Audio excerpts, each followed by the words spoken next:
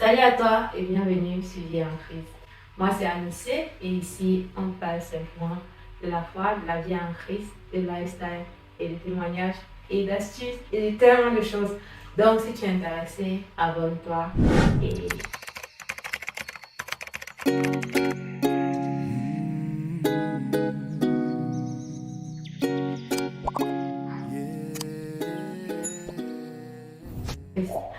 aujourd'hui nous faisons cette vidéo avec Lionel. Salut. Et pour commencer, je vais laisser à Lionel se présenter. Ma femme m'a abandonné dans la vidéo. Elle n'a pas les questions à me poser maintenant. Elle a fui. Dieu te voit. Dieu te voit très bien.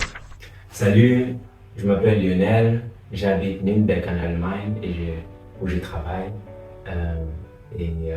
Voilà, je suis chrétien. Cela fait aujourd'hui un peu plus de 6 ans. Voilà.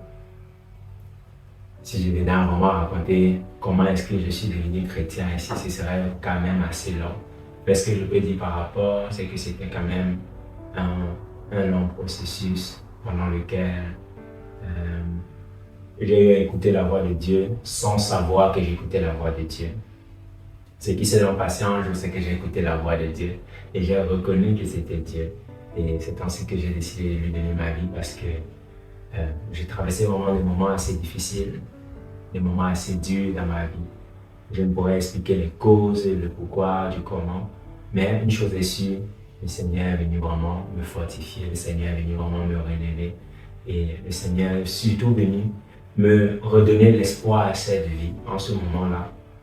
Parce que je me disais, j'avais déjà des pensées comme quoi, à quoi est-ce que ça sert de vivre? À quoi est-ce que ça sert d'être simplement en train de respirer? De se lever chaque matin, aller travailler, revenir à la maison, aller étudier et tout le reste. À quoi bon est-ce que ça sert si on vient un jour à mourir? C'était ça ma question.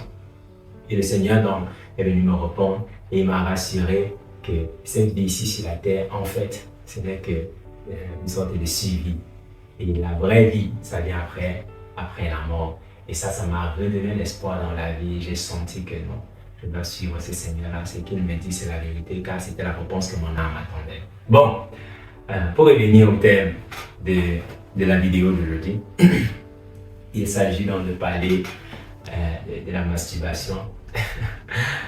J'imagine déjà, il y a beaucoup de personnes, ça va s'y prendre d'écouter ça. Certains pas du tout parce qu'on en a certainement déjà parlé avec eux. Mais j'ai été victime de cela et je sais qu'il y a tellement d'autres personnes qui en sont victimes aujourd'hui. Mais la Bible me dit que voilà, il me faut témoigner. Parce que ce témoignage ici, ça peut simplement aider quelqu'un de l'autre côté. Donc je me lance. Ça a commencé en soi assez tôt dans ma jeunesse. Voilà, j'avais des grands frères et des gens qui passaient le temps, par exemple, voilà, ils avaient parfois du contenu pornographique dans leur téléphone. Et à l'école même, il faut dire que j'ai toujours eu des amis à l'école qui étaient toujours plus grands que moi, toujours plus âgés. Donc les choses qu'ils faisaient, c'était normalement par rapport à mon âge. Mais vu que je les connaissais, je me retrouvais aussi dans ces choses-là. C'est comme ça que j'ai commencé à regarder la pornographie et à un moment donné, voilà, il m'est arrivé pour la première fois de me masturber. Je ne sais même pas comment est-ce que c'est arrivé. Je n'étais pas chrétien, bien, j'allais à l'église évangélique et tout, mais maintenant je ne considérais pas ce Lionel-là comme étant le Lionel qui était chrétien parce que je ne vivais simplement pas dans la crainte de Dieu. Je n'avais pas vraiment donné ma vie à Jésus. Et cette affaire, ça m'a donc suivi. Après cela, avec des relations ici à gauche, à droite, avec parfois même plusieurs femmes au même moment, plusieurs filles au même moment. Et voilà, mais cette affaire de masturbation ne disparaissait pas. J'ai avancé jusqu'à ce que je donne ma vie à Christ ici en Allemagne. Il y avait cela environ 6 ans, comme je l'ai mentionné plus tôt. Et puis, au moment où j'ai donné ma vie à Christ, j'étais en feu. Pour moi, c'était déjà, plus jamais le péché, c'est mort. plus jamais. J'ai brûlé vraiment pour le Seigneur et puis je me disais, c'est mort, plus jamais le péché. Mais voilà, un peu comme la gravité, ce qui monte et descend. Mais dans le nom de Jésus-Christ, on peut rester en haut. Mais pour cette fois-là, je suis d'abord descendu. Je suis redescendu. Parce que voilà, il y a ce genre de péché-là qui vient vraiment t'attraper fort là dans ta chair. Et peu importe ce que tu fais, si le Seigneur ne te délivre pas de ça, tu pourrais encore te retrouver en train de retomber. Et c'est ce qui m'est arrivé. Je servais le Seigneur de tout mon cœur, mais il y avait toujours ces péchés-là qui me retenaient. Je servais dans le groupe de louange et à chaque fois, je regardais toujours mes mains et j'avais l'impression que je me disais, waouh, il faut que j'arrête, je dois arrêter. Je m'efforçais comme je voulais, je n'y arrivais pas. Et je faisais tout ce que je voulais, je n'y arrivais pas. Et pourquoi? J'ai l'impression que c'est parce que j'ai gardé le tout pour moi. Qu'est-ce qui s'est passé? Je me retrouvais, j'étais vraiment comme dans une sorte de prison. Donc, je priais, je me retrouve en train de prier. Seigneur, aide-moi, je ne veux pas retomber. Seigneur, aide-moi, je ne veux pas retomber. Je ne veux pas retomber, je me sens fortifié au moment-là. Mais dès que je retourne dans mon lit, juste de prendre le téléphone comme ça, regarder une ou deux vidéos quelque part là sur YouTube. Donc ça commence vraiment de façon très innocente. Sur YouTube, tu regardes un peu quelques vidéos, bien tu regardes juste même un film comme ça. Et puis là, tu vois, parfois il y a des parties sensuelles. Tu zappes même, tu fuis. Mais à un moment donné, c'est comme si ta chair veut simplement regarder toujours cette partie-là. Et c'est comme ça que je commençais à regarder là-bas. Ensuite, je virais, je me retrouvais sur des sites pornographiques et le tout me ramenait toujours à la masturbation. Et c'est quelque chose qui m'a vraiment fait souffrir. Je me rappelle même, parfois ça passait parce que je me disais non, je ne veux plus regarder ces vidéos pornographiques parce que ça gardait même des images dans ma tête. Dans ma tête, je pouvais repasser ces images-là et ça me faisait très mal. Donc imagine-toi, toi tu es toi là en train d'adorer le Seigneur, en train de le jouer de tout ton cœur. Et puis il y a ce genre de vidéos là ou bien d'images qui passent dans ta tête comme ça va. C'est vraiment quelque chose qui vient te décourager. Ça vient carrément te casser pour te dire comme quoi ce que tu fais là, c'est vraiment dépourvu de sens. Ça ne fait aucun effet, que ce soit à Dieu ou bien que ce soit même à toi-même. Et c'était vraiment ça le challenge. Yeah. Est-ce que tu avais déjà eu à prendre des résolutions par rapport à cela? J'avais eu à prendre des résolutions. Je m'étais dit, je ne vais plus regarder les films. Parce que quand je regardais les films, il y avait dans la majorité des films toujours des choses sensuelles parfois qui me repoussaient à comme désirer regarder des vidéos aussi sensuelles pour leur part, qui devaient m'amener certainement à me masturber. Et j'avais aussi pris la résolution de carrément m'éloigner même de mon téléphone. J'avais même pris la résolution carrément d'aller dormir surtout aussitôt parce que de rester jusqu'à tard dans la nuit, c'était toujours un peu dangereux. Voilà un peu certaines résolutions que j'avais eu à prendre. Donc, malgré toutes ces résolutions, je me retrouvais toujours en train de tomber sans même comprendre exactement le pourquoi. Je me rappelle plusieurs fois, j'ai même eu à pleurer devant le Seigneur et dire je vais en être délivré. Ça me fait tellement mal de savoir que je ne suis pas en train de marcher selon ce que les gens sont en train de voir dehors. Parce que les gens te voient, ils pensent que non, toi, ta vie est rose et tout. Qui était naturellement la mauvaise motivation parce qu'il fallait que j'essaye de plaire à Dieu et non aux hommes. Et je pense que l'une des erreurs qu'on fait aujourd'hui, c'est de penser que non, parce que quelqu'un est en train de servir Dieu, parce que quelqu'un parle la langue, parce que quelqu'un fait quoi que ce soit à l'église, qui a une responsabilité quelconque, qui ne soit pas en train de traverser des choses pareilles. Et on nous encourage parfois de poser des questions à les frères et les sœurs.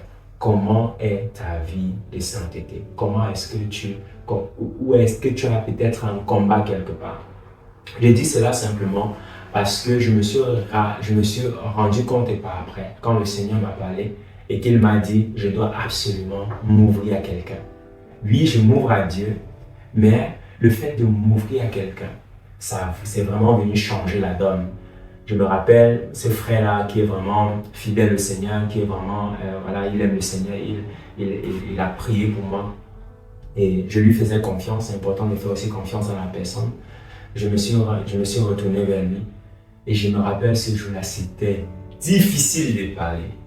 C'était tellement dur parce que de raconter une chose pareille, surtout dans notre génération actuelle, c'est tellement rabaissant. Mais Christ est rabaissé même encore plus bas que ça pour nous. Et je me suis donc tourné vers lui et j'ai dit, voilà frère, vraiment, tel que tu me vois, j'ai à lutter avec quelque chose. Et ça me ronge dans mon plus profond. Et je lui ai raconté que ça m'arrivait de me masturber. Sa réaction m'a fort touché parce qu'il n'était pas dans cette tendance-là de vouloir me juger. Il ne m'a pas vu comme étant moindre. Il ne m'a pas vu comme étant, il ne m'a pas vu avec moins de valeur qu'avant.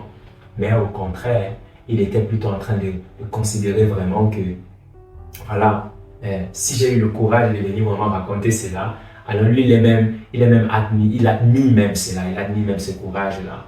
Et c'est comme ça qu'il m'a encouragé là, à prier pour moi. Mais je ne vais pas dire qu'après ça, c'est complètement fini, non. Après ça, il m'est encore arrivé de retomber et à chaque fois, je venais toujours le voir pour parler avec lui. Parce que, voilà, la Bible ne demande pas juste de confesser ses péchés devant le Seigneur, mais la Bible demande aussi de confesser les péchés les uns aux autres. Donc, entre nous comme ça, quand on commence à se confesser nos péchés et le fait de reconnaître son péché déjà, c'est un grand pas. Surtout quand tu le reconnais devant un homme, c'est un grand pas vers la délivrance. Et c'est ainsi que le Seigneur donc, a commencé à utiliser les gens à gauche et à droite. Je n'ai pas juste parlé à lui, j'ai parlé encore à d'autres personnes qui m'ont encouragé, qui ont aussi prié pour moi. Des personnes vraiment de confiance, j'insiste sur ça, qui ont prié pour moi. Et au fur et à mesure, le Seigneur me donnait comment mettre parfois des garde-fous. Voilà, des choses comme comment lutter contre ces pensées-là. La Bible dit de fuir l'impudicité. Mais quand ça m'arrivait parfois, ce que je faisais, c'est que j'essayais de gérer le tout en moi comme ça. Et pourtant, c'est au moment-là que non, je dois sortir, je ne sais pas, même si c'est dans la nuit, je peux même appeler même un ami, je sais qu'il est encore éveillé ou bien quelque chose. Et pour m'encourager un jour, quand j'étais en train de pleurer dans la présence de Dieu, Dieu m'a donné ce passage-là qui dit, vous n'avez pas encore lutté au péché, contre le péché jusqu'au sang. Peut-être ça peut vouloir dire quelque chose pour quelqu'un d'autre, quelqu'un peut-être aussi une autre révélation par rapport à ça, mais pour moi c'était déjà le combat est réel. Ne prends pas ça à la légère, ne prends pas ça comme une blague. Tu dois combattre. Mais ce n'est pas par tes forces que tu vas y arriver, c'est par le Saint-Esprit. Mais tu dois garder en conscience cela, que c'est vraiment un combat que ta chair est en train de te livrer et tu dois en sortir vainqueur parce que Christ a déjà vaincu. Et c'est ainsi donc que voilà, je me suis senti davantage encouragé et voilà, j'ai simplement continué à faire confiance au Seigneur par rapport à ça. C'est pas quelque chose qui est parti du jour au lendemain.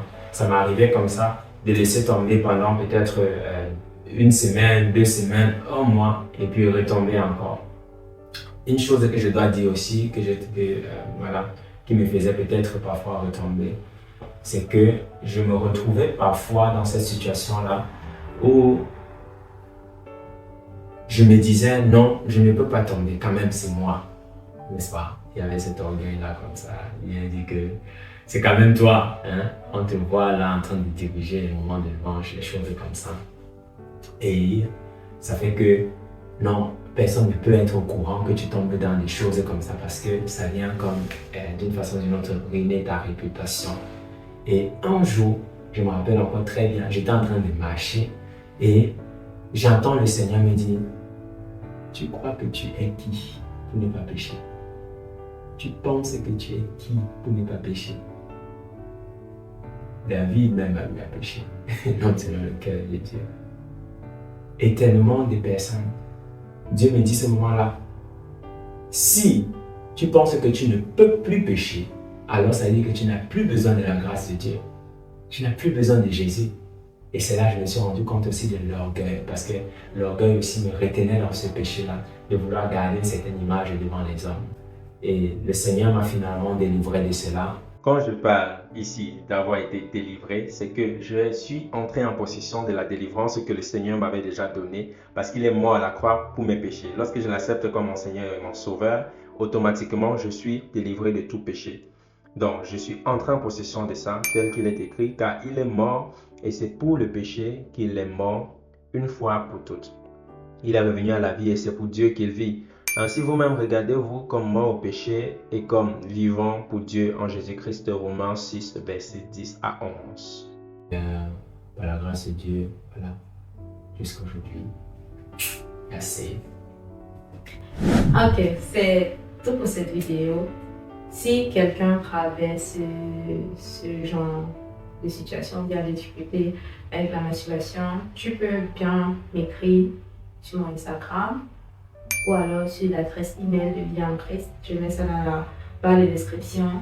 Et on sera ravis simplement de t'écouter et de pouvoir t'aider autant qu'on peut, autant que le Seigneur nous donne la possibilité de le faire, quoi. Et sinon, on se retrouve, on se dit à bientôt pour une nouvelle vidéo. Que le Seigneur vous bénisse. Likez, abonnez-vous. Et commentez. Commentez, dites les choses dans les commentaires s'il vous plaît. Merci. Portez-vous bien, que le Seigneur vous bénisse. Et partagez aussi. Bye bye, que le Seigneur vous bénisse.